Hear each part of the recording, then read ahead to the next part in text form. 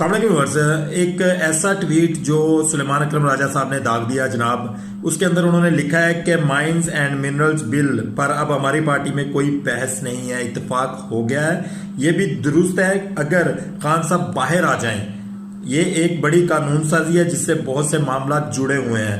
बेहतर होगा कि खान साहब बाहर हों ताकि वो इस मशावरती अमल में हों। सुलेमान अकरम राजा साहब इसको लेकर जनाब जो इमरान खान साहब की सिस्टर है अलीमा खान, उनका क्या कहना है? उन्होंने भी ये कहा है कि किसी किस्म का कोई भी बिल इमरान खान साहब की मुशावरत के बगैर अब पास नहीं होना चाहिए। इवन जितनी देर तक इमरान खान साहब बाहर नहीं आते उस वक्त तक कोई भी बिल पास नहीं होगा। दूसरी जानब जनाब जो इनके दोस्त हैं चिड़िया वाले नजम सेठी साहब, उनका भी यही कहना है कि जो इमरान खान साहब की सिस्टर हैं वो बिल के सही पहलू को समझ चुकी हैं। वो ये चाह रही हैं कि इमरान खान साहब बाहर हो ताकि इमरान खान साहब को मजीद अंदर ना रखा जा सके।